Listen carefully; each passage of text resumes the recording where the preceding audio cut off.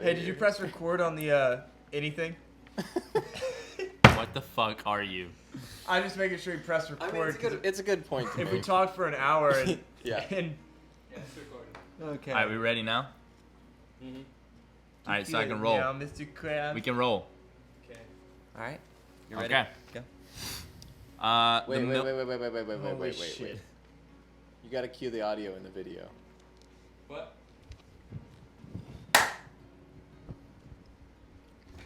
Good idea. That just made your life so much easier. All right, I'll get it. My cue's gonna be my penis out of my pants. Oh, okay. That's good. Does that make a lot of noise? Ladies and gentlemen, the Milkmen would like to present episode 2 with your boy Troy. Hello. That's him. This is Zach. Hi, Zach. Hello. Welcome. He's a third Milkman, for those of you who didn't know. He wasn't in our last podcast, but thank God he's here today. After much preparation, we are finally here. We've gotten set up. And your boy Troy Troy, is looking very fantastic. Archibald, Orenthal, James, Hi, world. Simpson, Leach. That Welcome to the show. That is not my name. And how dare you? I'm sorry, that's on the research team. Let's stop now. The beard looks good, though. The hair looks good. Yeah. You look good. Yeah, I didn't shower this morning, as Okay. I told you earlier. Is that Okay. the natural glow that you're putting off right now? Are you pregnant? Can you see Troy? it? Yeah. Troy, are you pregnant? You have that pregnant woman glow Troy, about is you. it? Is it mine? Whoa, kiddo. All right, let's There's an moving on. insinuation there. Segue into What's the scheduled program for today? scheduled program. I think we have an ad coming up soon, but we'll just tease that slowly. Yeah, basically, we can go ahead and get into your passion. Yeah, passion. That's a weird one. Yeah. Thank you. It's really kind of the thesis of our Oh, program. the whole thing you're doing Yeah. here. Yeah. This podcast is mostly about passion. Yeah, I'm Asshole. probably the most dispassionate person I've ever met. No, I was thinking about it.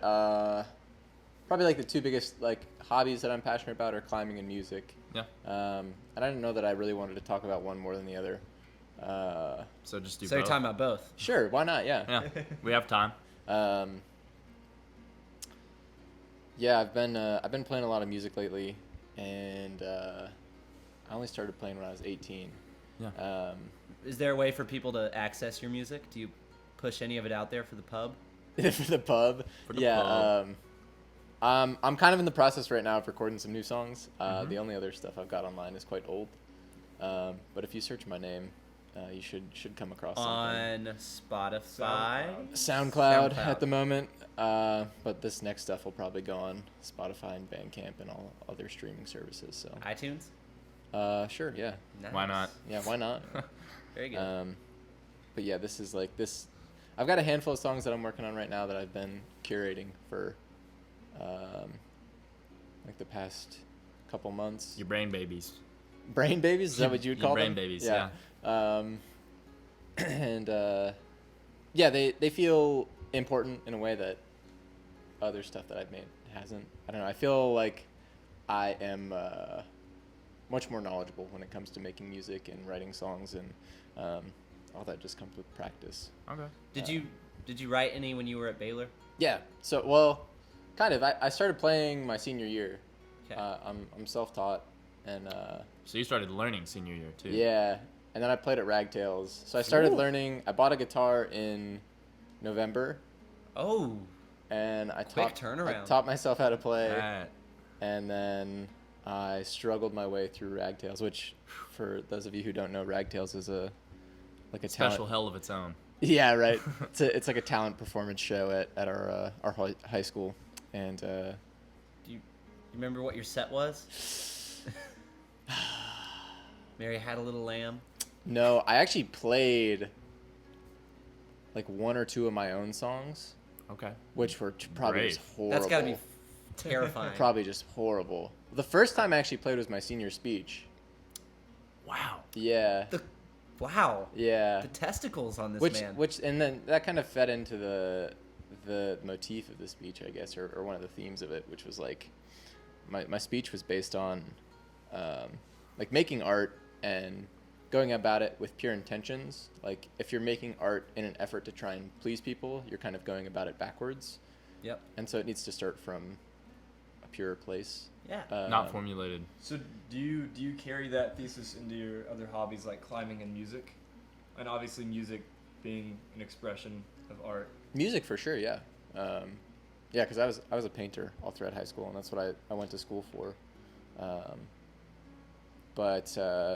Yeah, it's tough. There's always like the little critic in the head that's telling you what to do and saying, oh no, nobody would like that, and there has to be like a healthy amount of listening to it and ignoring it at times too. So, Would you go to the extreme to say that art and the artist, being an artist, is all about art for your sake? It's to you're writing for yourself first off, and more than anything else, and that's what it's all about. And then whatever else people subjectively think about it on their own, that's what they think, and it doesn't really matter. It shouldn't affect your work, but you're just working for you. Yeah, it's like it's the type of thing where, I mean, these past like 3 years, I was writing songs the whole time. Nobody's heard any of them, but I didn't feel the need to share them with anybody. They were very much for myself, and I don't know that I ever will share them with people because I don't need to. That's not what they were for. And so now I think I'm writing songs now that I want to share with people. Yeah. Are you more proud of it, or is it more The stuff that I was writing before was like more meditative and therapeutic? More therapeutic, yeah, Yeah. for sure. Not that this stuff isn't either, but the stuff I was writing was pretty dark. Yeah. And I don't know. It's a sort of thing where it's like somebody could probably get something from it, but at the same time, It was more about you just putting it in yeah, I words. just wanted to do it. Yeah. I just wanted to make it and move that stuff. And you almost don't want to deal with alarming people either. Like if you're writing really deep, dark, personal Yeah. stuff, like that's easy for anyone to do because you're just tapping into what's personal to you. But you do that, you push it out there, people are gonna be like, oh, like, are you okay? I Yeah, heard your right. song. Yeah. Yeah, What's wrong? it's not it's not meant to be a cry for help or anything. Yeah. So I definitely didn't want it to turn into that. But yeah, kind of coming back to that main idea of it needing to be a right intention. I then, going back to my senior speech, kind of transitioned into like, it was weird because that was kind of what my speech ended up being about. It was like, I was mulling it over for days and days and I couldn't think about what to write. And it was like, oh, well, I can't think about what I want to write because I'm thinking about what people would want to hear. Yeah. And so that was like what kind of ignited the whole thing. And then it was like, fuck it, I'm just going to do what I want. And it's like, all right, I'll play a song. Why not? Like, that's scary. I talked about Walkabout a little bit and how getting scared is good. And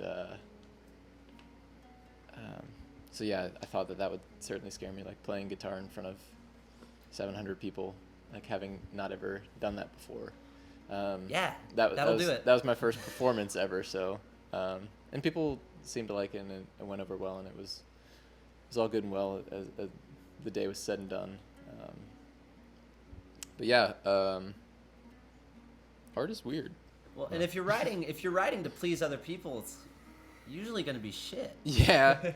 Well, Because you can't really speak any truth to it. And I feel like that's where, for me personally, that's where the most significant art comes from across any platform. yeah.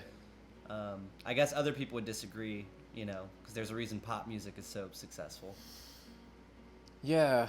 But I guess it's speaking different truths to different people. But you, as an author, as an artist, you have to speak the truth to yourself. Yeah, I'm just thinking of a Bo Burnham lyric in one of his songs where he's like, the song is called "Kill Yourself," which is like, Yeah. No, I watched that last night. yeah, you did. Yeah. I did. And he's not telling you to kill yourself. In the beginning though, he is. But then he's like that. This is why I did that. the whole song is kind of, it's called "Kill Yourself," but it's backwards. Looking at it, it's a bunch of reasons why you shouldn't. Why that's like Yeah. not the best means to an end. It's like his Because one tongue-in-cheek simple way of message presenting it. hardly Yeah. ever wraps up the Yeah. complexity of a But situation. he has a lyric in that song. It's like, if you search for wisdom in Katy Perry's lyrics, Kill then you yourself. should kill yourself. Yeah. Which, yeah, music is it's funny in that way. Like, I listen to pop music and I like a lot of pop music, and I like it for a lot of different reasons that I like other music. Yeah. Yeah. Well, and I know a lot of people who actually like take Katy Perry for example. Like I know someone who I was growing up with in elementary school who actually she like took a lot of truth from the song Firework, which is valid. You know, baby, you're a firework. Come on, show them what you're worth. Oh, Yeah. Wow. Mm-hmm. And if you, You hear remember that, well. if you hear that and you feel like you have internal worth and value that you've not been able to articulate or express, hell yeah, why you know, not? Katy Perry's That's giving funny you though that that outlet Katie's, to. Katie's the outlet that you're like, oh shit, I mean something. Hey man, I mean, if it's what you're hearing when you're Yeah. 10, you know, Yeah. she's I've been feeling validating like you, a plastic bag. floating through the wind. Hate that feeling. So 18, you just picked it up. Was it to have an avenue through which you could pursue art, or was it did you have an So- interest in guitar? Or? I got a guitar when I was 13. I Okay. think 13 or 12. Maybe I was younger.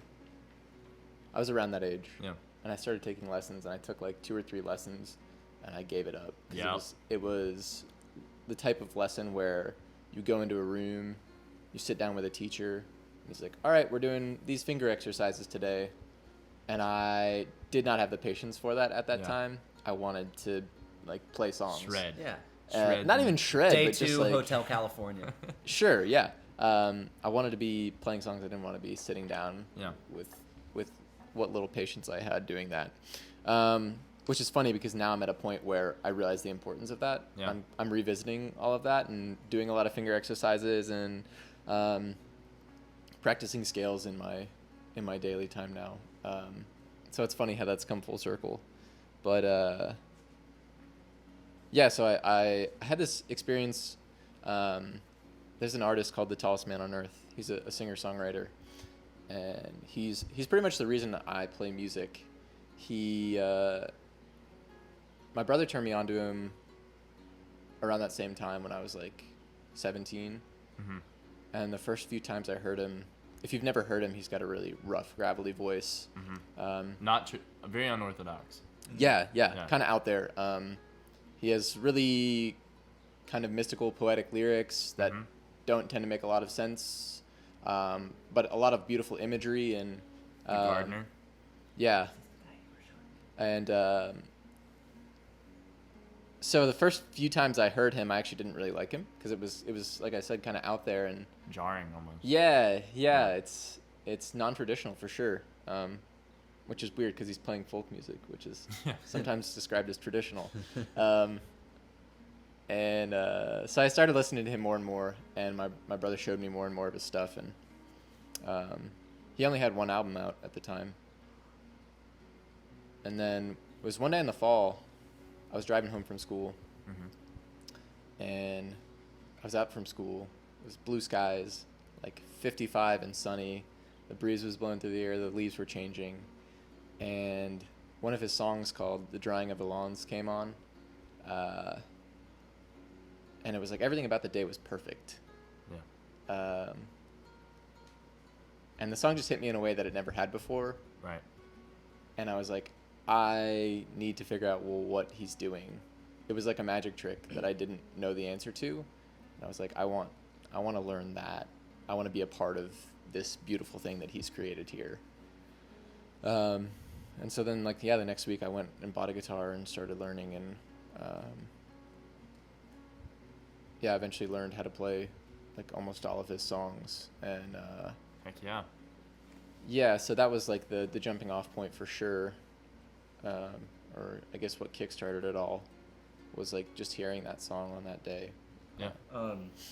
I've heard you tell that story before, and you mentioned like the same details of just being like your ideal day. So do you think on any other given day with poor weather conditions, do you think it would have had the same effect? I Do don't you think it was I a actually song? don't think so. It was like everything aligned. I don't know. Perfect chemistry. Yeah, it was Everything a real perfect storm of events. Yeah. Like, who knows? What had you like to listen to up to that point?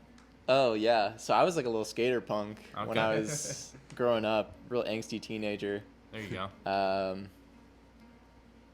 And so yeah, the first CD I ever bought was Good Charlotte, which If you don't know them, look them up. You've probably heard them before. I listen to a lot of pop punk and so like Good Charlotte, Sum 41, Blink-182. Yep. Yeah. You still listen to any of that? Yeah. Yeah. Yeah. It's still like a It guilty comes back, pleasure. yeah. Yellow Card. Who else, man? Nirvana? Taking Back Sunday. I didn't really listen to Nirvana. Nobody in my family's musical. My parents all The have kind Killers? of shit taste in music. I've never really gotten into the Killers too much either. Mhm. So a lot of what I was listening to came from my brother. Yeah. And even like some heavier stuff like System of a Down, Slipknot. Whoa. Yeah. Damn, son. Yeah, and there's still a place in my heart for all that. I like yeah, that stuff. for sure. It's been interesting as I've grown older how much more accepting of different genres and musical ideas I am. Yeah, you're not stuck in one genre. Yeah, and even like just listening to something like a pop song on the radio or like a stadium country tune on the radio and being like that shit and just cutting it down before I even give it a chance. Yeah. Or give it a listen.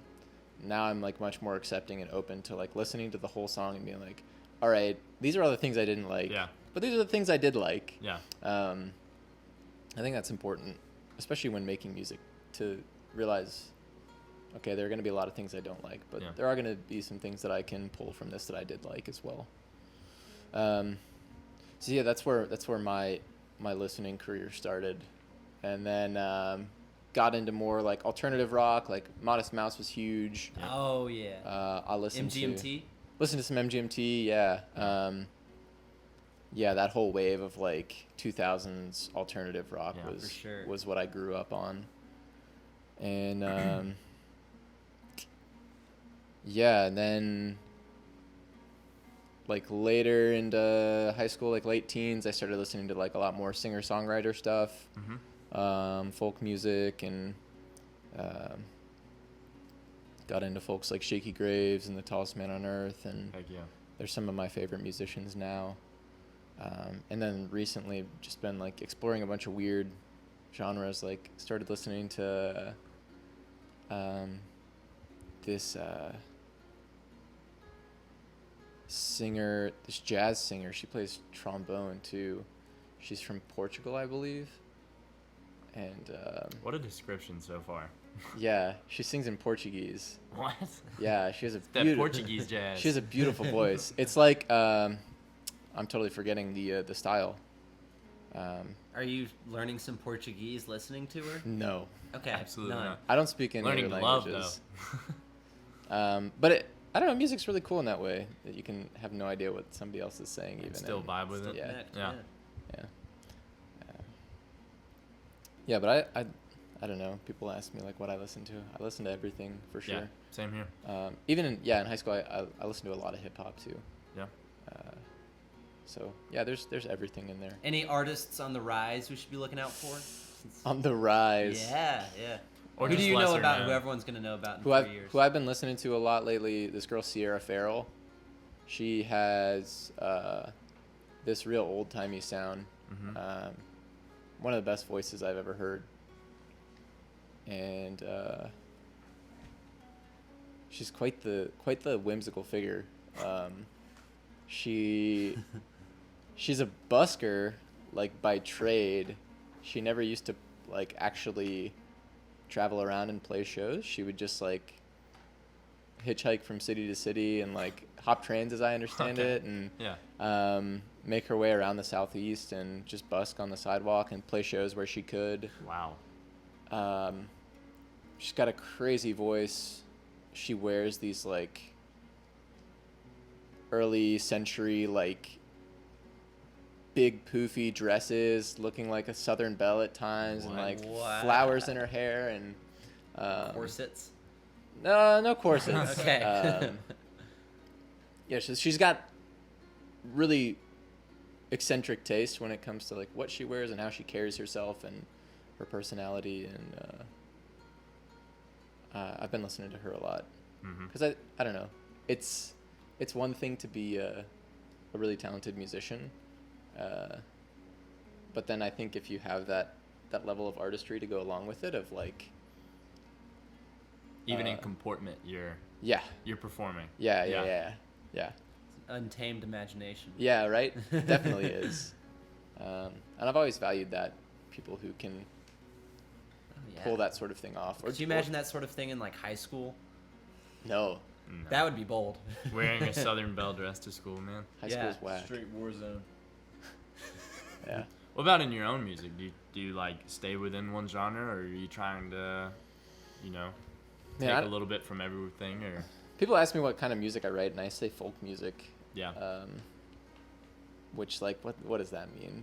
Honestly, at this point, it's like Anything? I mean, you've Yeah. got the rise. You've got like traditional folk music, and now you've got like folk pop and rock folk and all Yeah, those right. sub-genres popping up out of nowhere. it's where people- like always evolving. I feel like everything's such a melting pot sound nowadays of Yeah. like you're pulling from, and it makes sense. Like, if so much access, you can pay $10 a month to listen to anything on Just- Spotify ever. Look at how music has evolved over the course of history. Yeah. Like, of course, we're gonna get more Yeah, and yeah, more. yeah. It's just what's gonna happen. Yeah, naturally. genres are gonna melt together more and more, No. which is weird.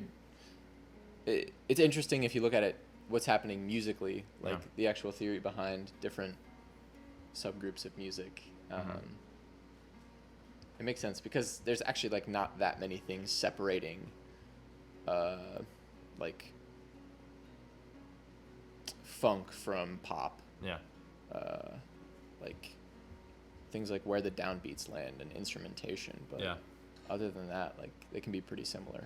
Do you think that music, the genre, is more depicted by the sound or the instruments played? Because you can look at bands like Judah the Lion that The have sound. the banjo and the mandolin in some parts, but if you compare them to the sounds, even though they'd still be called folk, of past folk music, it sounds nothing alike. I was thinking about this the other day because bluegrass bands are super unique in that like every instrument in the composition Right. can play both lead and rhythm, Mm-hmm. which Yeah. I think is pretty unique for. I think you get it in jazz ensembles too. Yeah. But like in a rock band, like you rarely hear bass solos. It's typically like lead guitar, rhythm guitar, bass, drums, and like you rarely hear drum solos too. Yeah. They aren't that common either. Shout out to Max, yeah, Doesn't matter. the resident drummer here. And it's no disrespect, like I feel like that's just the way it is. Maybe it's just the music I listen to. I don't know. Somebody can rake me across the coals in the comments. I've never heard That will I've never heard a happen, I'm bass sure. solo. I've never heard a bass solo Yeah. in rock music. So you were asking if it's the instrument or The sound. the sound that defines. More places a band into a genre of music, if that makes sense. Like what defines the genre, the instrument or the sound? Yeah, in your opinion. Both. Yeah, that's definitely a tough question. Yeah. Is there, Well, you they're don't also think related. one more over very the other? closely. One more over the other. The sound, because it's how you're playing the instruments. But That- could you play? But I mean, yeah, I think it's definitely both. Because could you play a rock and roll song on mandolin and banjo? And I mean, you can picking But on then a is it- series. Yeah, That's but like- then is it rock or bluegrass? It's the funny question. Yeah. Have I'd you be- seen the dudes yeah. that do the It's- banjo cover of Yeah. like Metallica? I listen to it and I'm like, I don't even. The yeah. Gallon line, yeah. Should check that out. The Yeah, Rob infamous string Scallon. dusters. Link in the description. That's Rob Scallon, right? Rob Scallon does some, but there's this one guy that did a cover of Metallica's One entirely on the banjo. You can find it on Spotify and on YouTube. Cool. It's Yeah. pretty neat. There's a guy on Spotify called Picking on a Series, and Which is why I would say the sound more than the instrument, yeah. because it's how you're playing it. I It's think they're not what almost you're playing it on. inseparable, though. They are in a way. Yeah. They're Yeah. very I intertwined. mean, sound comes with history just like an instrument does. Yeah. They're intertwined. I guess what I'm thinking is like looking to the music theory, what's going on mechanically Yeah. defines the sound more than the tonality of what's Mm-hmm. being used to make that sound. Is the music theory that you know self-taught also? Yeah. Or, I wish I knew more of it. I've never taken like a proper class or anything like that, other than like the 2 guitar lessons I had when I was super young. But I also did that. I Yeah? took guitar lessons at like 8 years old, and I was like, fuck this shit. They're not teaching me It how to was jam. terrible. I was like, I don't know how to play Jimi Hendrix yet. Yeah, right. So I threw the guitar down, and I was like, now years later, I'm like growing in interest right now in guitar and playing guitar. Yeah, it took me several tries of picking up the instrument and being super frustrated at the inability before I finally realized that I need to know this chord to play that song. So like I better have the chord down and have it right. Yeah. Before I was able to move forward. Are you still a painter? No, I wouldn't call myself one anymore. Okay. When did you transition, segue from more of the painting focus to the music instrumentation focus? And it as was an weird artist? because all throughout high school, I think painting and drawing were like a really similar outlet for me. It was a way to just process and move things and have a voice. And I think when I found music, I came to the realization that like it's a lot more powerful for me. Mm-hmm.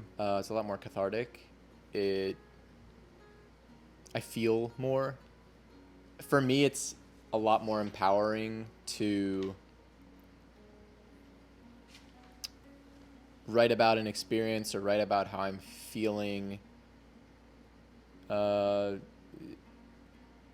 intermingle that with some sort of creative idea or feeling or theme that kind of ties it into this bigger picture, perform that, and I guess at the heart of it, it's a lot more powerful to me to scream something in an artistic way than to put it on a piece of paper and put it on a wall. Show people. Yeah. If people look, this is based on your painting, and you do some drawing as well, or you did some drawing. Uh-huh. If people looked at everything you've drawn, what would they gather about your character? My human character? Yes. Your assumed character.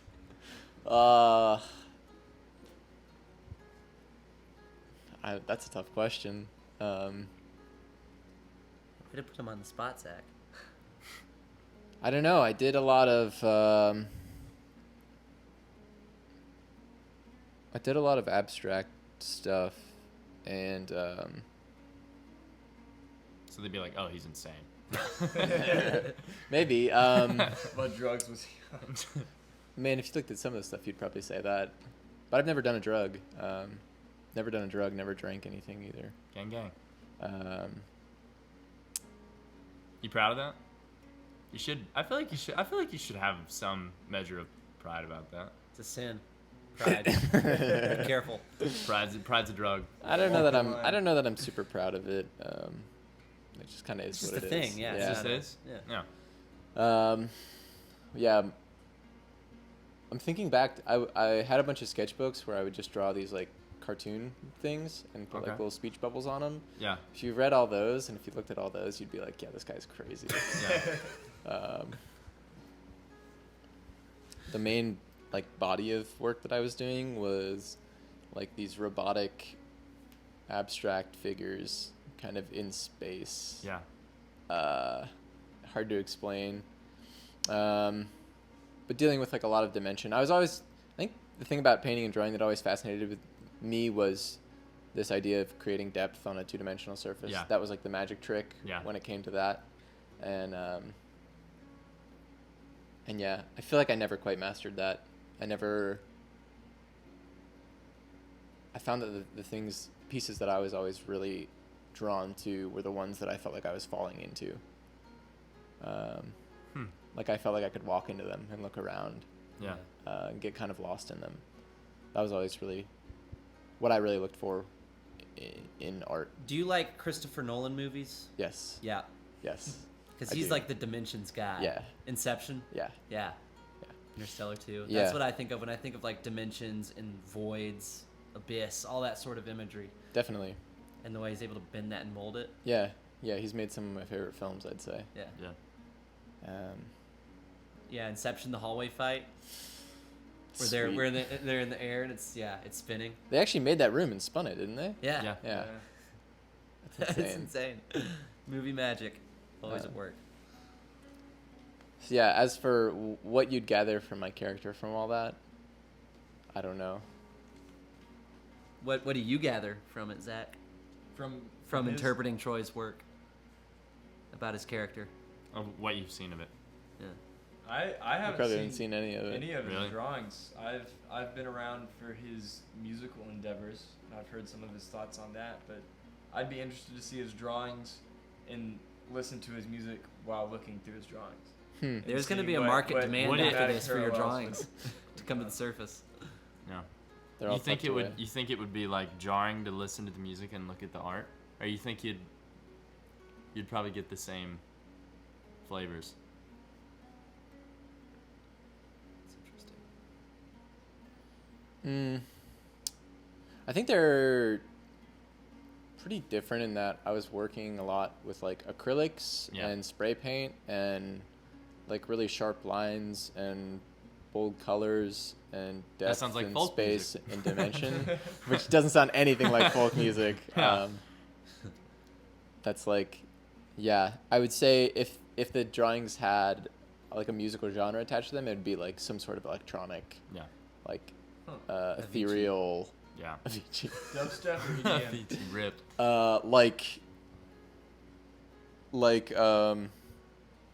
Or like just like soundscape type of deal.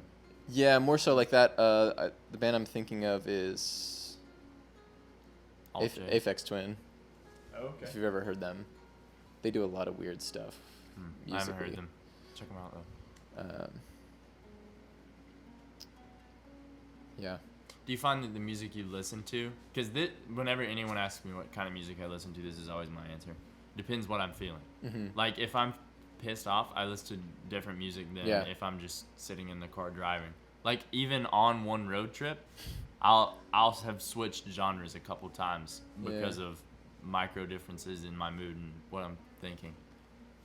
Yeah, I wouldn't draw the line at genre for me though. I think there are different genres that, Yeah. or It's even more like tone and style. Yeah. More so. definitely, yeah, Voice and like the singer. yeah, Yeah, everything. Just feeling, yeah, emotion. yes. That's why it's good to have playlists. Yeah. Yep. Angry face emoji playlist. You know that's for when you're Oh, upset. wow. Yep. I'm not a big playlist Crying guy. face emoji playlist. You're not a big playlist You just guy. search up what you want. Yeah, So do you have a Spotify? I do. When you're like driving in the car playing Spotify, do you just shuffle play? Or? Yeah. Okay. Yeah. I've got a bunch of different playlists so that I can switch through, like, and get what I'm wanting right there. Because it's almost like it's feeding my mood, kind What, of, for For me. sure. What do you name your playlist after again? I name them after cartoon characters, like Bugs good. Bunny, like Daffy, and yeah, all the. What's your like, like angry emotion Uh, cartoon character? Oh, what's Taz? The Tasmanian Taz. Devil. That one's like Rage Against the Machine, and like just a lot of heavy stuff. AC/DC, yeah. Metallica. I need to have playlists for if I have people in the car. Because if I Did just we address that? Yeah, hold on. Quick pause. Troy, Okay, every Rage Against the Machine song, Led Zeppelin does the same thing. Yeah. Zach De La Rocha, who's the lead singer of Rage Against the Machine, almost every song. I don't think it's every single song, but he has like a. Yeah, where he every- like kicks everything off Yeah. and the cymbals crash. He's like, 1, 2, Yeah. 3, 4. No, not like that. Same thing with Led Zeppelin, has like the yeah. that sound, right? Robert Plant. Michael Jackson. Yeah. Yeah. Might have to cut that out. Yeah. If I can ask another question about your music, let's Yep. say that. absolutely not. Sorry, I'll stop now. Let's say that pop music is the individually wrapped American cheese, like the really cheap cheese that you Okay. can buy, and let's say that Hiatus Coyote is highly sought after aged Parmesan. What cheese is your music? Can I just say I miss Zach so much on the podcast for this reason right here. You should have been here, man. You need to check out. Listen to Taylor Swift's "Me." That'll be the American cheese, and Hiatus Coyote. Anything by them from Choose Your Weapon can be Dude, that's the like some Parmesan. dang blue cheese. That's Me? what that's like. No, Oh, Hiatus hiatus. Cody. Yeah. It's strong. Me? What cheese are you? I don't know. Swiss. Just pick a cheese. Swiss boy. Gouda. I guess the question is, how much will your music challenge the ears of listeners, and how much will it fit into the molding of their ear canal? Oh my God. What do you do with your cheese, man? Listen to it, but only real close. I don't know. This is like in my opinion, this is like a really similar question to like, what genre of music do you make, or like what type of music do you make? And I don't know. It's like I don't know. It's like it boxes you in a little bit, right? It's hard to ask. It's hard to ask When you an don't- artist too. Sure, like it's hard to take a third person perspective on a first person topic, but if you just had to guess, like, what are people's reactions? I mean, mostly from what I've seen, they're positive reactions. So no one's ever like, "Whoa, that's kind of dank." Yeah, moldy cheese. Yeah, That's kind of moldy, man. it's got a little extra flavor. But in its own way, your music is unique. Yeah, I try not to stick to one thing or feel like I'm writing for a certain genre or a certain style. I spend a lot of time writing lyrics, and It depends on the message, really, or what the whole. So No, go ahead.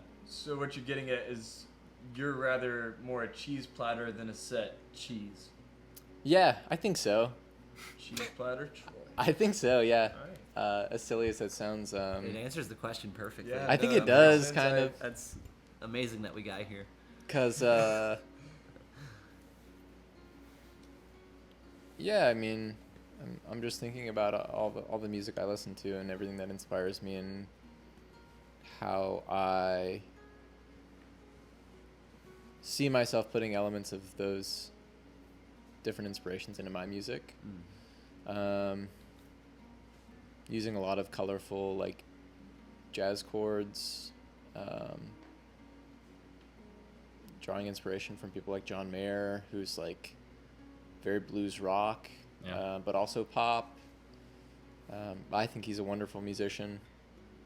And then like a weird alternative rock band like Pine Grove.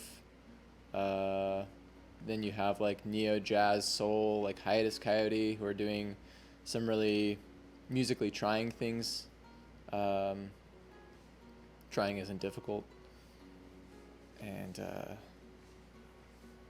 yeah, then like the lyricism and wordplay of hip hop and the simplicity of folk music and the storytelling elements that go along with that. There's like, it's a lot. I don't know that it's, I think I'm so close to it. It's really hard for me to pan out and see what exactly it is I'm doing, or to hear it with an unbiased ear and say, this is that. I've noticed that some of the songs that I've written, and I haven't written much at all, but when I look at them, there's nothing to hold any of them together or be like, oh, this one's like this one. It's like looking at different shells on the beach. It's just that they're shells. They don't look anything alike, you know? Yeah, which is why I've been excited with these new songs that I've written, because I think it's the first time where I can look at a handful of songs. And it's a collection. And see similarities, see theme and tonal things that draw them together. And Do you think with most artists, when they're composing something like an album and it's got a structured theme and organization to it, is that something they stumble into, or they actually go in ahead of time with a plan? I would say they stumble into it. Yeah. One thing I do a lot is I try and seek out, because I don't know, being self-taught and just like, Chattanooga's not the most musical city. You and Zach.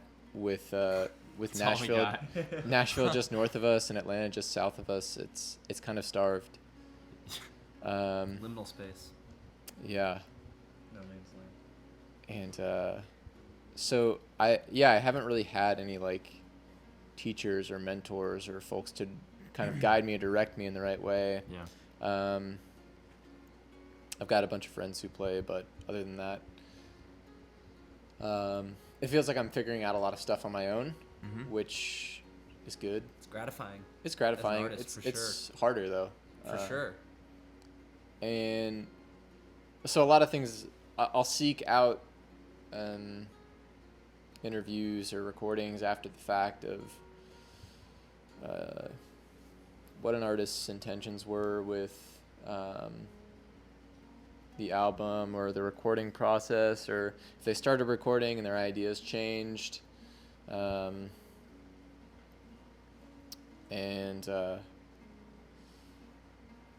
Yeah, because it's an area where I feel very kind of confused or naked or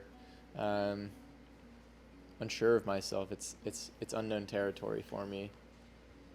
I think that a lot of artists tend to stumble into it of like maybe they have a collection of songs and then they write a new one and that kicks off the whole project, or it's a new theme or a new feeling that's introduced with that new track that really shakes things up. I know in my opinion it's difficult to have an idea of really mapped out. I know for me, like, the songwriting process is one I'm drawing from a lot of internal stuff, and on certain days I just can't access that stuff. Yeah. And so if I have a song that I'm writing and it's about this, and I have a project and a theme and it's about this thing that I need to be able to tap into, and I can't get to it. Yeah. Ebb and flow. Yeah. It's like some days it'll be there and then other days it's just which something else. I think that can be the trouble with boxing yourself in. Yeah. Is you also get that critic started in your head. It all becomes a lot more mental, I think, than just kind of a natural, free-flowing stream of consciousness, expression of what you're doing and feeling at that time. There's like a sudden self-awareness of like, I make music now, and that complicates the rest of it. Or I'm writing poetry now, whatever it is. I think I would compare it to like, I actually wrote a book when I was Finished the book. Yeah. Wow. I've never like put it out to anyone Trying or to anything. publish it or anything. How long was it? It's like a novella, so it's Yeah. like 100, 100-something. 150 pages, something like that. That's healthy. It's hard. That's hard. That's a lot of writing. But when I was writing that, it was like, okay, I have an idea for this section, an idea for this section, an idea for this section, an idea for this section. Laid out. And sometimes I'll storyboard songs like that, where I'm trying to tell a story, and I want to hit on these elements. How do I get from point A to B to C to D? So I think that works when it's premeditated like that. Yeah. But when it's premeditated of, all right, I'm going to go write a song about the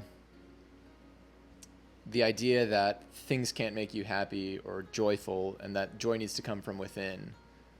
Like, that's a lot already that you're starting with. And like, there's so many different ways to attack that, rather than just like, I find that my process begins with me just kind of sitting down and looking inside and seeing what's in there and pulling something out of a hat, as Using it were. what you got. Yeah. Well, we've done anything but drain this topic, but for the sake of learning more about you, Troy. Yeah. Because we don't know that much. Yeah. If music is the avenue that you frequent in order to express yourself and have those cathartic experiences and show people, or not necessarily show people, but show yourself what you're feeling and what you're thinking, what is climbing? And climbing is an old friend. Yeah. Yeah. It's great. Yeah. I feel that. I played lacrosse for like 12 years. Mm-hmm. And I tried really hard to be really good. And it was all I did for a long time. I would go to school, I would come home, I had a lacrosse goal in my backyard, big backyard, and like 30 lacrosse balls, and I would just practice. And On the grind. Yeah, Yeah. little 12-year-old Troy out there getting it. And I got into high school, and I played a year. I was on varsity as a freshman. So you're pretty good. And Dude, we 30 won. balls a day. Are we- you kidding? Yeah, he was good. We won state One of that John year. Bloom's teams. Dang. And I realized that like I kind of hated everybody on the team. Lacrosse Man, players yep. are definitely a certain breed of people. They are. Yep. Yeah. And Special breed of I find it very Tell us how you difficult. really feel, man. So look at superbus. I find it very difficult to connect with my teammates. Yeah. Zach and I were in that same boat. It was the sort of thing where it's like I really love the sport, and Yeah. given the chance, I would play it today. Yeah. At the job, if somebody was like, "Hey Troy, I have a full set of gear. Do you want to go play?" Because there's a part of me that's still very much intertwined with all that. Yeah. But sophomore year of high school, I walked into my coach's office and I told him I quit, and that was a really hard thing to do. Yeah. And that was right about the time I started doing walkabout. I started climbing. I'd been climbing like the year previous, Mm-hmm. but it was like a once a week thing, seeing if I enjoyed it. And then that was all I did. I would climb like 5 days a week. Yep. And there weren't a lot of people at Baylor who climbed when I was there. Yeah. So I started bouldering a lot Alone. alone, yeah. With a crash pad, Yeah, but with no spotters. yeah. 50% safety rating. No, I understand. Yeah. And climbing was this like magical world where I could just escape for a little bit. Yeah. Into beautiful Yeah. settings. Yeah. Chattanooga has some of the best climbing in the world. Say it. Say it. The world? Yeah. In the world? Yeah. Best bouldering in the world, for sure. And it's got T-Wall, which is a legendary trad climbing spot. Sunset's great. Then there's just so many little satellite little areas nuggets. that have Yeah. popped up. Fun. You've got like the Dayton Pocket area. You've got Little Rock City. Horse Pens is an hour away. Rocktown's an hour away. I really like that pocket area in Dayton. Yeah. I really like that place. And so I was like, I didn't really realize what I had fallen into. Yeah. Because I moved to Tennessee when I was 8. I started climbing when I was like 12 or 13. So, and then once I realized kind of the outdoor potential for the area, it was like that was it. I was never Game going back. over. Yeah, Before Tennessee, it was New York? Virginia. Virginia. Yeah. Virginia. Virginia. North Virginia. North Virginia. Mountain Mama. Yeah. Oh my god. Yeah, man, climbing has this incredible ability to like distill the world down. Where like the only thing that matters at any point in time is like your fingertips on the rock, and that's a special place to be. I don't think a lot of people get that in their lives. And then like Dawson was saying, the component of nature and kind of the beauty and wonder of the environment.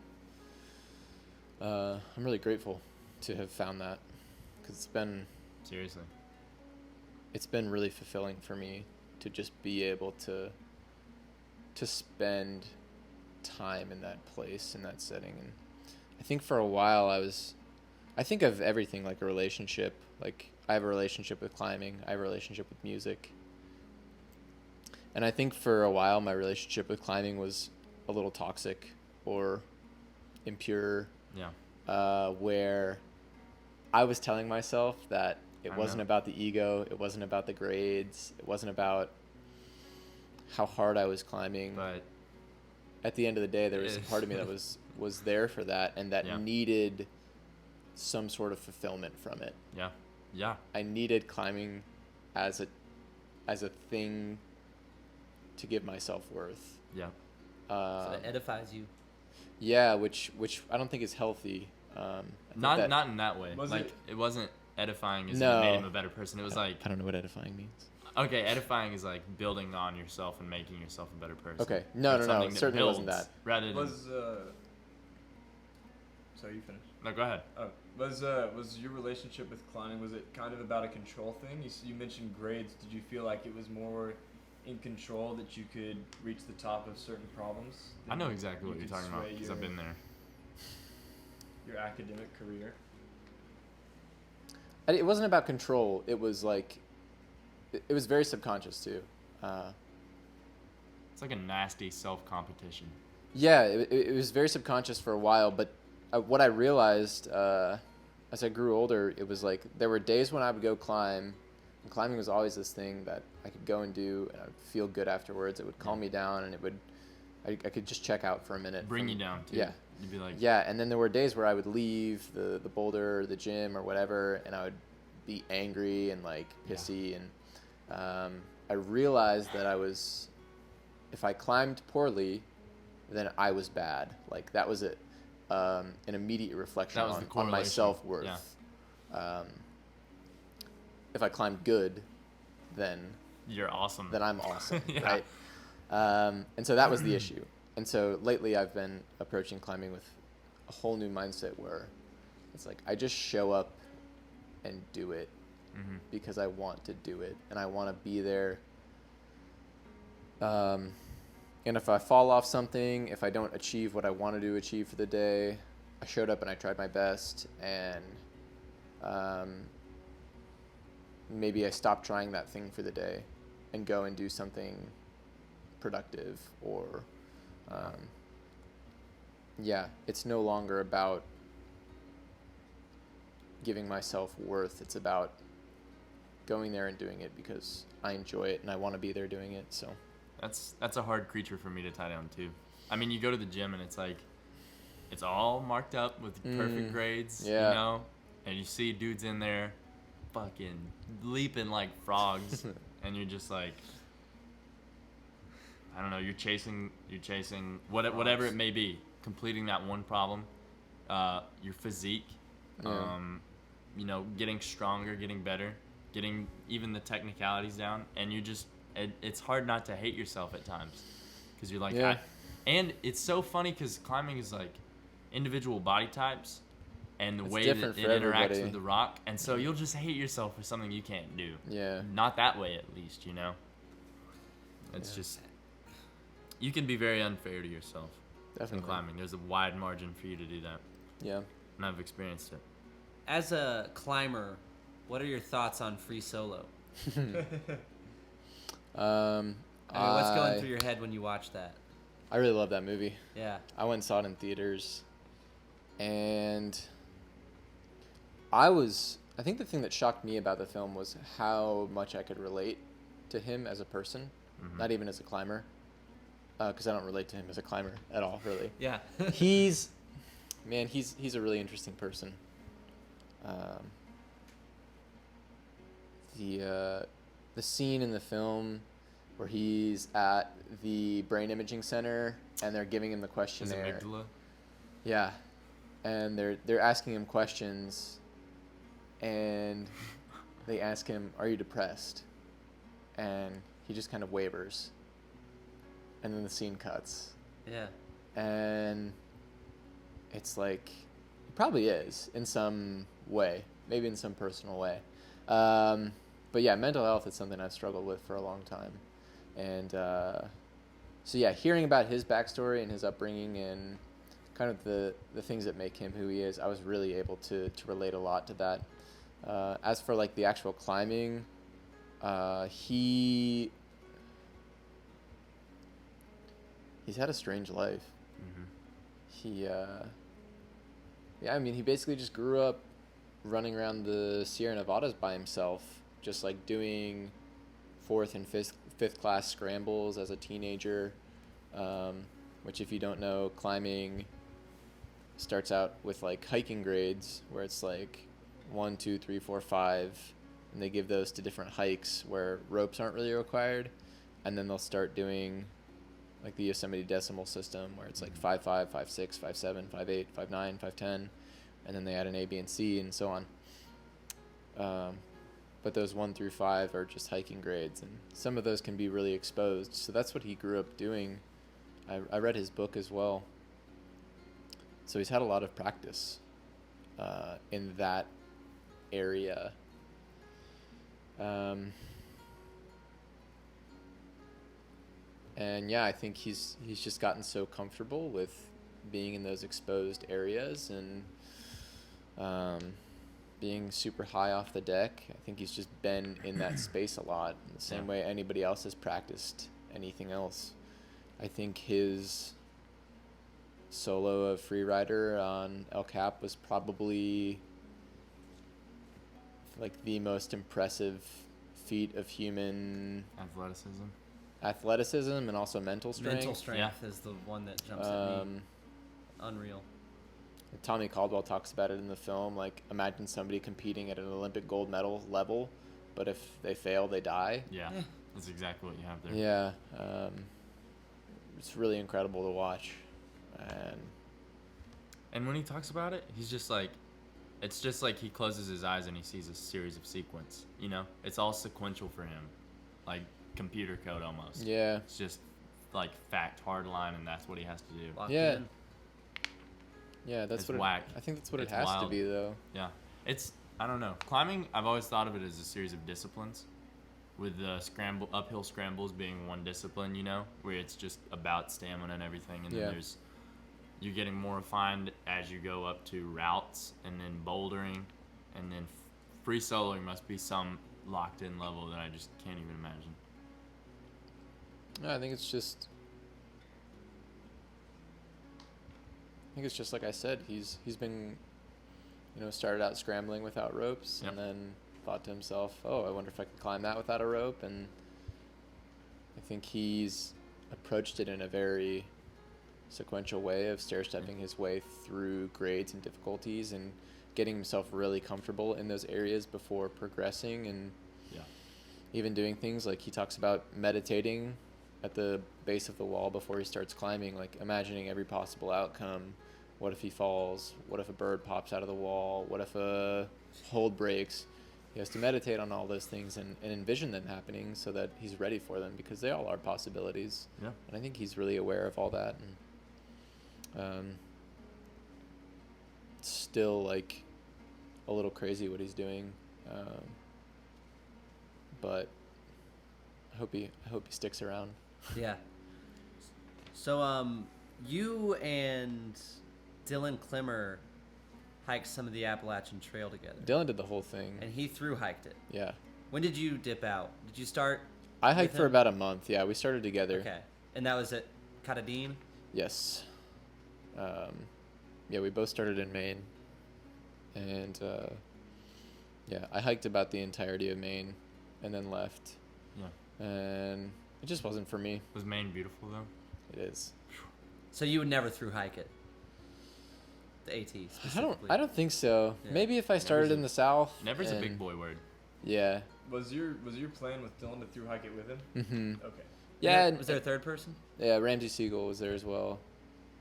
It was the sort of thing where people were asking me before I was leaving, like, "You gonna finish the whole thing?" And my answer, even from the formation of the idea, was, I have no expectations. I could get on the trail and love it. I could get on the trail and hate it. And if I finish, I finish. And if I don't, I don't. And I realized that about a month in, my only reason for finishing was to finish. Right. And that's how everybody evaluates it. Which didn't seem like a good enough reason for me. Yeah. I wasn't really enjoying my time out there. Right as I left for the trail, a couple of my friends went out west to go climbing.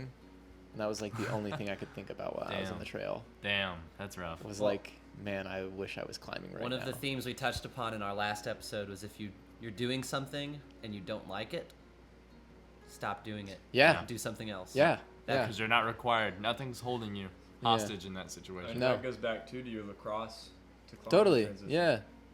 Yeah. And that one was a little muddier, I suppose, because it's like I did enjoy lacrosse, but I hated everything else about it. Yeah. That's sad, man. Yeah. So yeah, I called it quits about a month in, and I don't regret that at all. I don't think. I think it was the right choice at that time. Yeah, I respect that.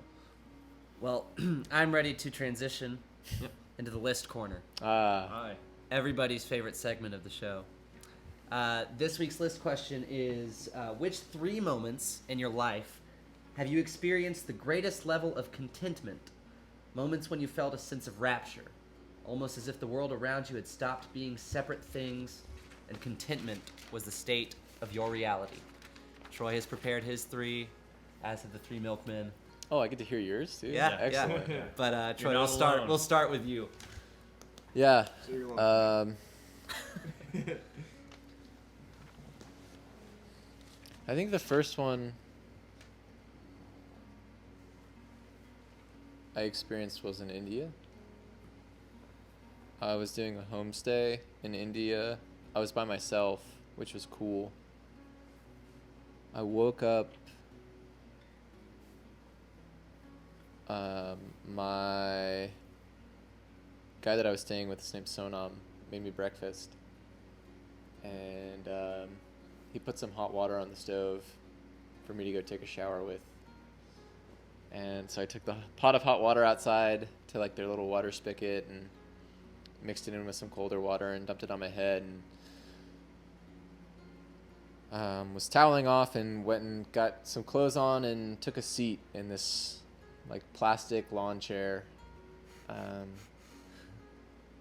like the hard A molded throne. plastic ones. Yeah, a throne is what you're trying to say. And I was sitting overlooking this valley in Gangtok, India,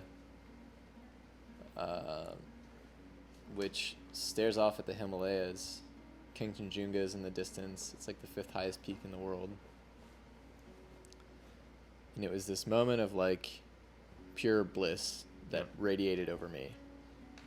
And I realized that there was nothing that I had to do.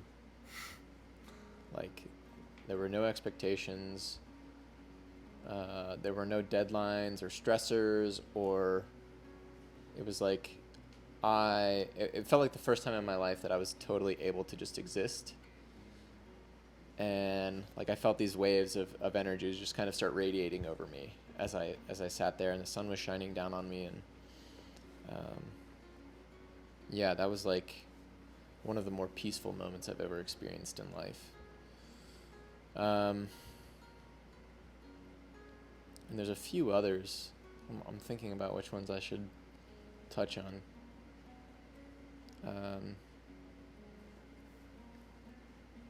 So going back to climbing, I had a project for about 2 years. I tried climbing this single route, or this boulder, and it's the Middle Creek boulder of a walkabout. You know, number 7 on the Middle Creek Yes. boulder, just to the left of that. Is that the under... Infinity, you Yeah. called it. Yeah. So I established that. I think I was the first person to do it, I think you were. because I don't think that anybody else goes up there, but maybe they do. And yeah, so I tried that boulder for 2 years. I spent a lot of time up there cleaning it and figuring out the moves and figuring out if it was even possible. And I think it was one day in spring walkabout, it just kind of happened. Like I'd been getting really close. Just kept falling off the last move. And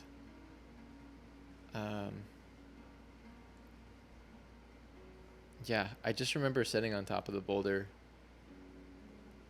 with like the biggest grin on my face. And that was that in my mind is one of like the more fulfilling moments I've ever experienced, where it was like, I don't know, to spend 2 years of your life working towards something so like futile, Yeah. and then finally completing it, and yeah, that was one of those moments where I definitely felt like everything was as it should be. I don't know that I can really put words to it. But That's one of those moments you need in climbing too, yeah, to like fuel the passion. yeah, because then shortly afterwards, it's like, all right, what's the New next proj. project? Yeah, what am I doing now? But yeah, the fact that I'd cleaned it and worked out the moves, and it was a It very was nice. solitary Yeah. effort through and Yeah. through. One of your brain babies. Yeah, right. Um, when I was in Maine on the trail, I had a similar experience to Yeah. the one I had in India, so I won't talk about that.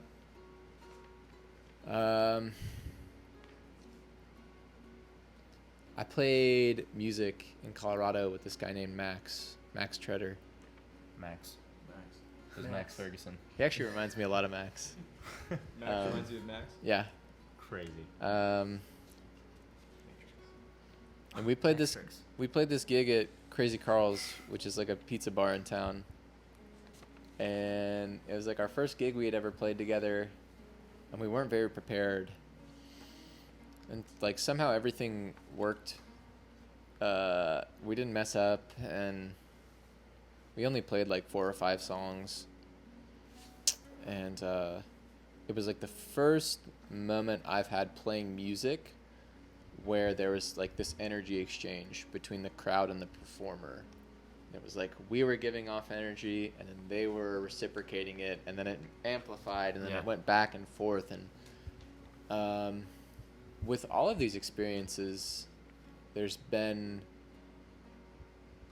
like I don't know what else to call it other than energy. Like Yeah. these radiating waves of energy. Maybe it's joy, like just a full body lightness, where it's like rippling waves of energy, like from head to toe, a very physical sensation. And I think it's a really good feeling, but I also think it's an indicator that I'm in the right place. Yeah. Yeah. Me passing the torch. Yeah.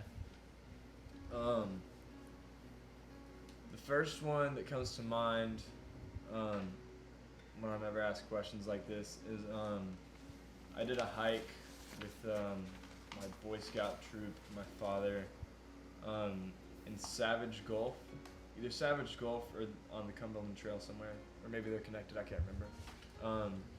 But it's to this little cabin. It's like 10 miles back to this little cabin in the woods. It's like more like a shack. So like at that point in my outdoor career, that like 10 miles was like a big stretch for me. Like that was a challenge that I was excited about.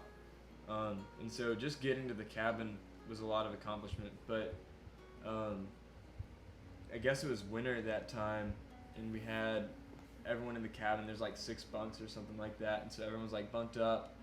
But there weren't enough, so me and my dad slept on the floor, and we spent the night feeding the fire, and that was like just like an awesome father-son experience for me. Like a lot of camaraderie and just like being outside in such a peaceful place with like just really nice and kind people all helping out one another. There's a lot of community involvement, and that night is definitely like a highlight whenever I think about my favorite days. The other one I thought of, way more recent, and it's very similar to your music experience. Last year, me and the Chillbillies tried at Ragtails, but didn't go so well. We only practiced together as a whole band twice, and then performed. That's what you want. That's fine. what you want. It's fine. And It's okay. It didn't go very well. But this year, we got some extra band members, and we started practicing like a month or 2 before, at least like brainstorming and stuff. And we were pretty nervous. We definitely were going for like crowd pleaser because most of us were leaving after the concert. And so we really didn't care what anyone thought. We were just like, well, I guess we did. Like we wanted to just kind of show out. And so we played a bunch of very much crowd-pleasing songs, like Taylor Swift. We played Rocky Top. We played a very fast bluegrass song, and then Take On Me was our challenge piece, and so we were really worried about getting that together and we had a bunch of different band members that we only had a few practices together as a whole as well.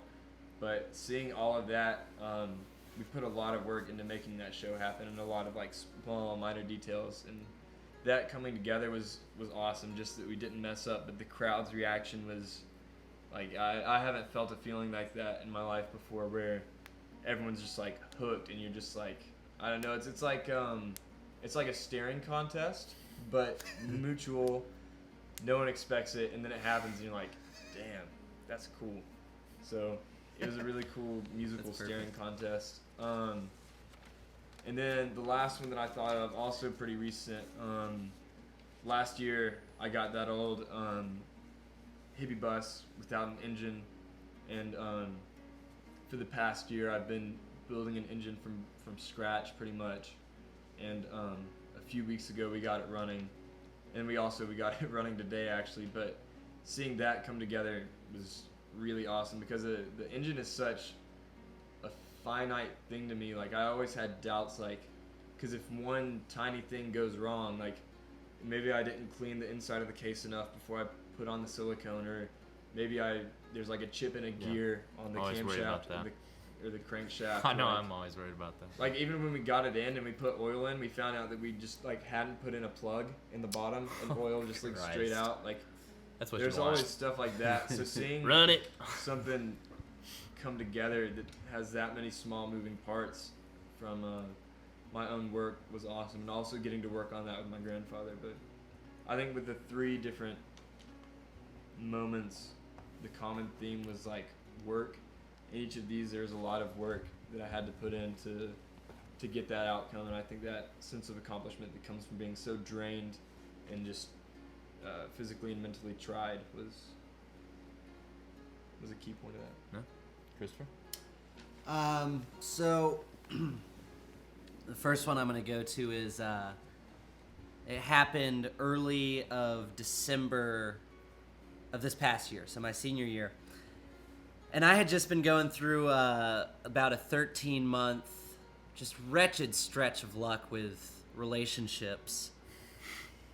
Hey, buddy. Come here. It's all right, man. Another one had just fallen through like 4 days before, and I was like, okay, this is how it's gonna be. And I had the option. It was like a Friday night, and it was early winter, and I had the option in front of me of just sitting there and watching Arrested Development and sulking in my bed. Not a bad choice. Which is not a bad choice. No. I had done that plenty of times before. But this time I decided to do something a little different. I went out, and I parked in Fraser for free, because I have that little theater center pass, so I parked there for free. And I was like, fuck yeah. I'm feeling good about myself, this is what matters right now. And I got out of the car, and I just started piddling around Fraser. And I got on the walking bridge, and I walked, to about the middle of it. And those benches that are there? I sat in one of those, and I started writing. And this was the first time I'd ever written independently outside of school, which is something I've done, especially in terms of poetry, since then, a bunch. I've got like a compendium of about 25 pages of poetry that I've done the last 6 months. And this is the first one, and I felt so locked in to life at that moment. I could feel all of the cold air around me, and I could see the water below me, and my thoughts were so connected. Like, it was like there was a buzzing energy to them, but I could pinpoint all of it, and I could articulate it, and it was all right there before me. And I wrote a poem. It's called Blue Cold Waltzing Bridge, and I felt good after it. And since then, that's a habit I've gone into a lot. Like, whenever I'm sort of in a funk, I go to the bridge, and I go to Fraser, and I write. Yeah. And that's a cathartic thing for me. So that's my first one. My second one was junior year, and it was during the fall play for the players, Radium Girls. And I've been acting pretty much for the better part of this decade, and this was the only time I've really ascended to the true level of acting. It was the scene. For the context of the show, it's about these girls who work in a watch dial factory. It's based on a true story, and they all develop cancer from the radium they're exposed to. Yeah. And so In the I'm paint. and the paint. Yeah. And so I'm playing the boyfriend / fiance of the protagonist. Right. And we're That set is up nice. as this idyllic, like, beautiful couple. There's a kiss scene at the beginning, fantastic, you know. And towards the end, it starts going downhill because she develops cancer and she gets sick and she's fighting all these different battles and lawsuits with the corporation. Less kiss scenes. Less kiss scenes in the second act, Bummer. and a real bummer. And my character's conflict is he wants the wife and the children and the house and the suburban life and, you know, his kids to go to school and all this stuff. And he wants it with this girl who he's just madly, desperately in love with. And he wants to do everything he can to help her out. And that's in conflict with the helping her out, but also his own naivete towards the situation. She recognizes, she's like, we can't have any of that. Yeah. That's over. There's too much going on. So it all culminates in this breakup scene where I spill out all these things that I want, and she hands me back my ring that I had given her. And I leave. The opening night that we performed this scene, it was me and Avery Smith, and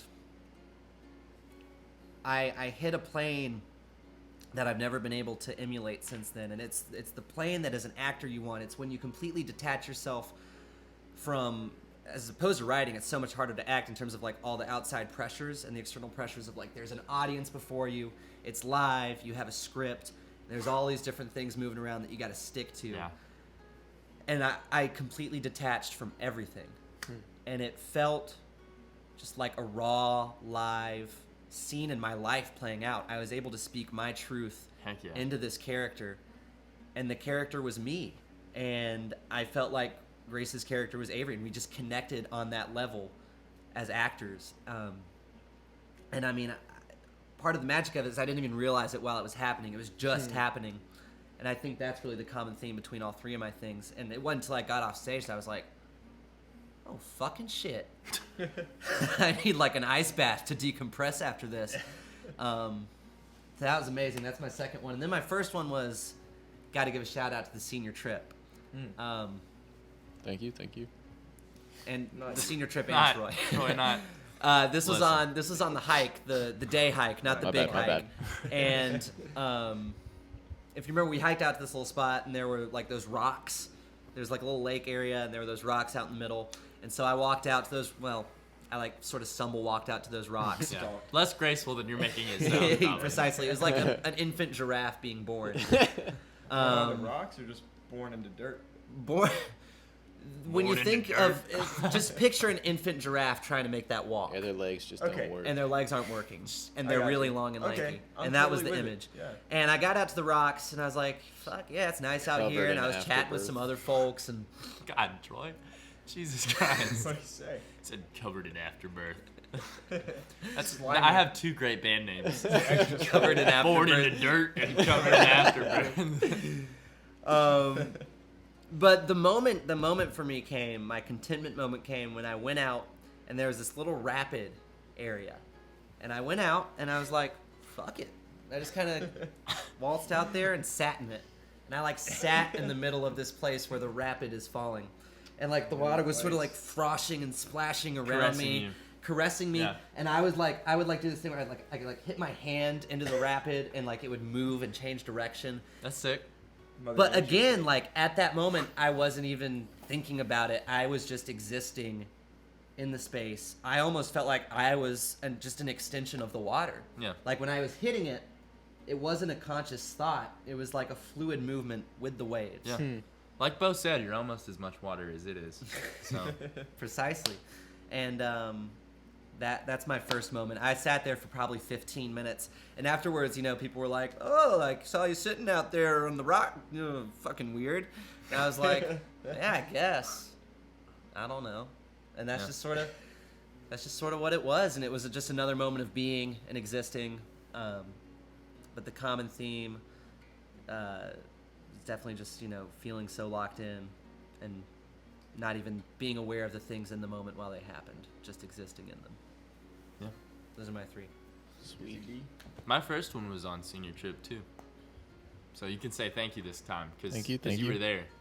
Thank you. You were there for it. It was when we all went climbing. Yeah. And I don't know why. That day was just kind of one of those times where I realized again, I don't have to compete with anybody here. I don't, just because I've climbed before and people know it, that doesn't mean I have to, like, nail everyone, you know?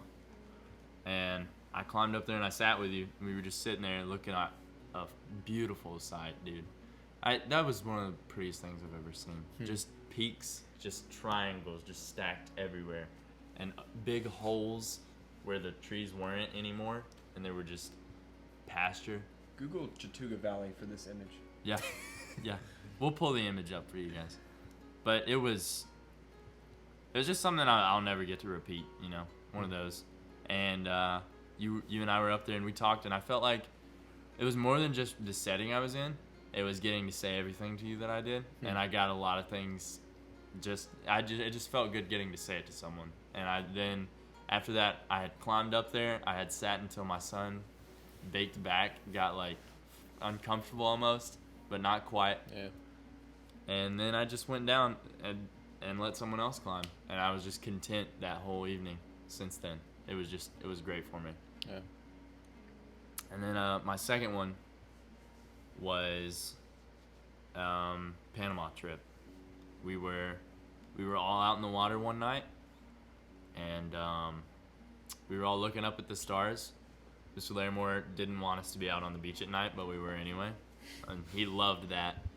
So we were all just looking at the stars, and I looked down, and I saw the water crashing on my shins, and I was like, "Is that the reflection of the stars in the water right there?" And I like swished my hand around, and it started glowing. And I was like swishing my legs around, and I was like, "Guys, look at this," because there was some phytoplankton or algae or something that was bioluminescing, and it was just like I was there where that happens, you know? I've seen pictures of that in videos, and I was like, "Oh, that's cool." But then I was there where it was happening, and it was something that, it just made me feel like I was where I needed to be, and I was getting an opportunity that just a lot of people don't get. I was very content with it. The third was also on Panama trip.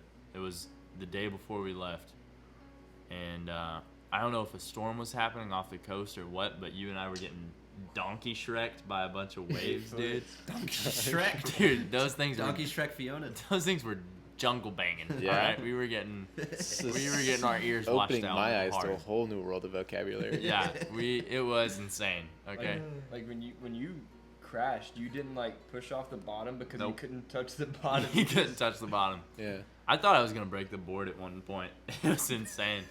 I got up once and was so dizzy that I fell straight back under into the water. I was getting Whoa. thrashed.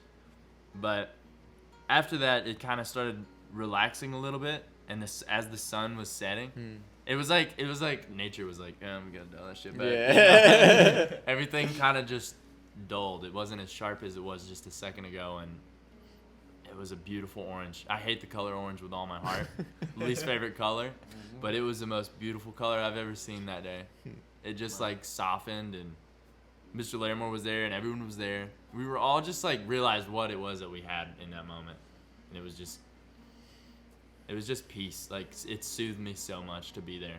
I wouldn't have traded my position for anywhere else, doing anything else in the world. So those are my three. So being around Mr. Larimore leads to contentment. Mr. Larimore, man, I'm telling you, he's the secret there. Guru. Or just bearded guys, if you count Troy. All right. Last part is a couple non sequitur questions. Which you're not prepared for. I say Excellent. I'm gonna make an executive decision and I work say well we on each my do feet. 5. Yeah. Okay. So these are rapid fire. Best. Yeah. All right. So short answers on these? Explain yourself, but let's keep it concise. I'm not going to explain myself. Okay, don't explain yourself at all. Okay. All right. If you were Dorothy in The Wizard of Oz, who would you want your 3 traveling companions to be? Going to the Emerald City. You've got 3 companions Rapid by your fire. side. Avatar Aang from The Last Airbender. I hear that's a big thing for you. Yes. You really like that animated Yes. series. Yes, I do. He's so pleased with himself. Just yes. I like. Yes. 2 more. Going up to 3. Yeah. I'm not ready for this. You have 2 roommates, don't you? Yeah, fuck those guys. Ouch. Let me think. I'd probably take my friend Ted. Ted. Wait, Nice. can you explain Ted, that one? Ong, and Because some people are gonna get Ang, but no one gets Ted. Ted is this guy. He's my friend from Colorado. He is like, when it comes to just like doing life, Yeah. he's doing it. Yeah. One day he was like, "Hey, I think I'm gonna hitchhike to California from Colorado, and then bum my way up the coast and write a novel." And then he went and did all of those Wow. things. Wow, he's one of those guys. Yes. Yeah. Yeah. He's like, he's one of those persons that I cannot talk to for 2 years and then pick up the phone and have a 3-hour conversation with him. Yep. Like no time has passed. Yep. We're Yeah. definitely like soulmates when it Nice. comes to that. like Gandalf That and is Friends. nice. For Yes. any Friends fans out there. Who else? Last one. Ted, Ang, Troy, and My blank. childhood dog Patches. Heck yeah. Yeah. Going to the Emerald City. Baby Yeah. Patches. All right. Go ahead, Zach. Briefs or boxers, and why? Briefs. Explain yourself.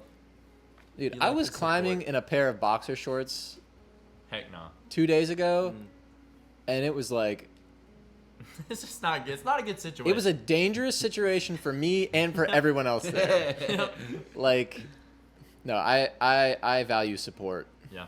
I think Agreed. that's what it comes down to. Agreed. I'm in favor. Some people don't. I do. Yeah. I have a question, and I think it's more important than the past two. Okay. What's the difference between Tarzan and George of the Jungle, and who needs to sue who? I feel like Tarzan is like Oh, you have an actual answer. Tarzan is like Duracell batteries, Okay. and George of the Jungle is like Kirkland brand. Oh, okay. I agree so hard with you right now. Like you recognize both of them, but you're like, I want Yep. Duracell batteries. Yep. Yep. Is that a good analogy? Answer. Yeah, That's a good that's answer. perfect. You go. Your turn. Oh, it's me again. Okay. Yeah. Are you more of a Sam or Frodo? And why?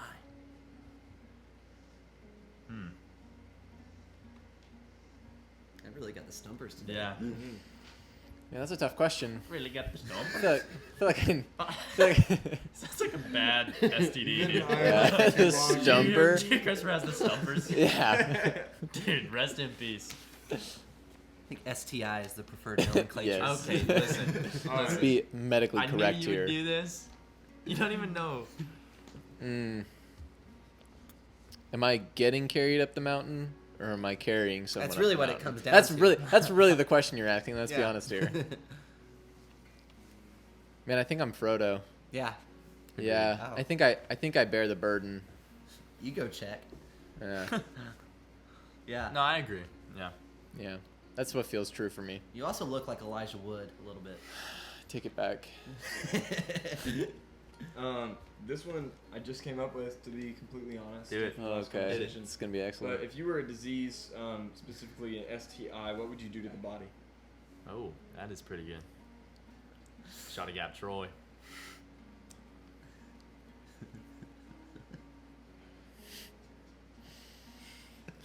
I mean, syphilis has the power to paralyze you, this so is- that's this pretty. is- It's Troy Troy Leach. disease. Like- no, I got you, but You've got Troy. I'm just inside saying your you. options are. Be like, oh, I got TLD today. Troy Leach disease. What a rough. I don't thing know. to I'd have. probably just make the wearer incredibly handsome, funny, charming. All right. You know. Yeah. It's an upgrade. Makes Yeah. sense. Yeah. Can suddenly sprout incredible facial hair. Yes. Suddenly musical and can draw. Climbs like a baboon. Do I got one. baboons climb? Yeah, shut up, guy. Listen here, guy. What phrase in the English language is completely worn out for you? Completely worn out. Or just what do you hear people say and you're like, "Ugh," you know?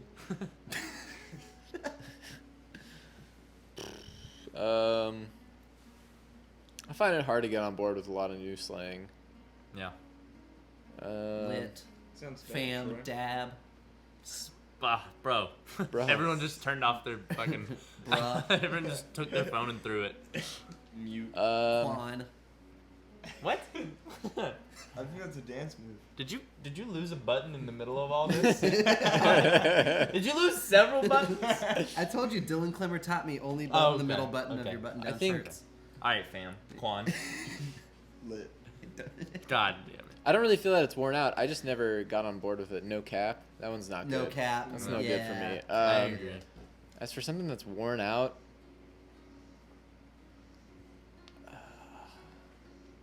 I don't know. Fire. Okay. I don't know. Yeah. That's always That's my an answer. acceptable answer. Which IDK fan. which sport should nice?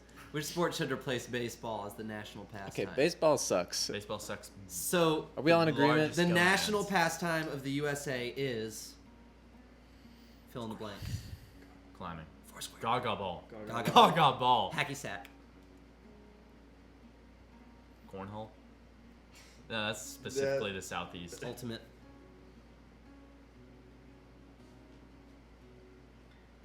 Luge.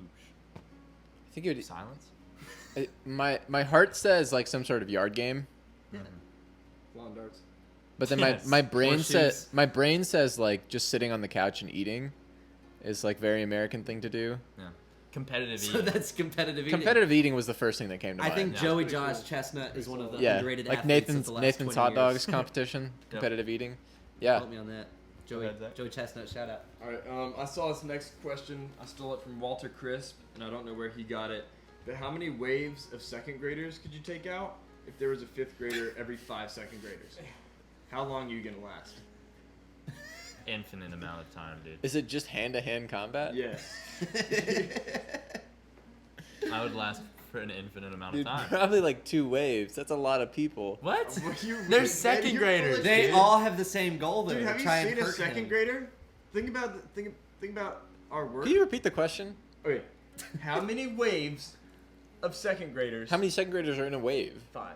5. It's explained in the question. If Okay. you let me finish. How many waves of second graders could you take out if there was a fifth grader every 5 second graders? So you have 5 second graders. You beat the shit out of them. Every sixth and then one's a you beat fifth up grader. a fifth grader. Then 7 through 12 is second graders. And we're 13 is assuming fifth that you grader. have ample hydration and Dude, I access think to I'm food. tired after like 3 waves. Agreed. If they all have the same intent, Have to, you ever to fought? hurt you, Not a second grader. I feel like second graders would be much easier. Dude, fighting is They have Like, no you could- fighting. You could kick a second experience. grader and they're kind of down, man. but that's one. yeah. There's 5 You have coming at you at 4 once. wins. Yeah. I feel like you could go Punch, probably. kick, I think you're ultimate punch. underrating yourself. No, I'm with. I think it's like 2 to 4 for most people. I think you guys are underselling. I don't know. Moving on. Move Okay.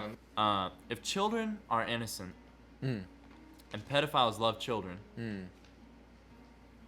is pedophilia the love of innocence? No. Okay. Very, very, very succinct answer. Next question. Tea or coffee? T. Okay.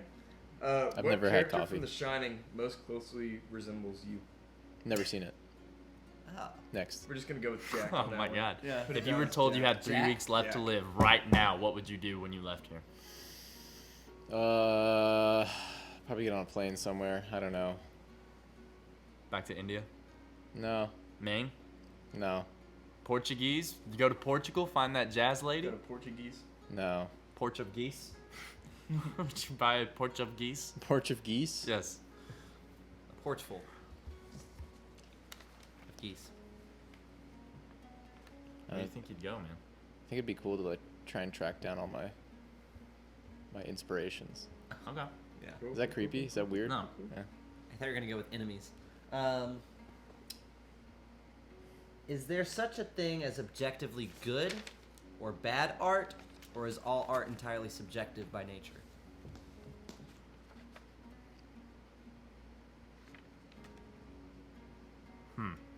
He's got the stumpers again. Yeah. Hey, this pepper's me. Here's the thing about me is that being an introvert, I tend to really internalize things. So I'm not the best at like these rapid fire questions. Good. Immediately I'm thinking of The Room. Good. Tommy Wiseau, yeah, Yes. that's what I was thinking of as I typed the question. Yes. Could that be a piece of art that speaks to somebody in a significant way? I don't think so. Yeah. I think it can Agreed. only speak to you. If you're on drugs. No. But it's one of those works that's so bad it's good. Yeah, and right. So can you invalidate it in a in a way is by saying it's subjectively I- bad. It's It's subjectively bad. I think most people would agree on that. It's objectively bad, but it's subjectively good. Okay. That's what there I you would go. say. Wow. All right. So your answer's. How many There more is do we such a have to go thing. through? I think You there have is. to go I think there eventually. is. Yeah. If your name was an acronym, what would it stand for?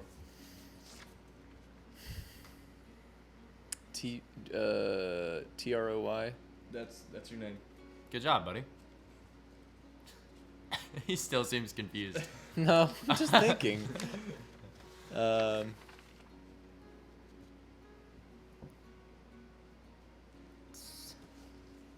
We'll come up with one while you're thinking.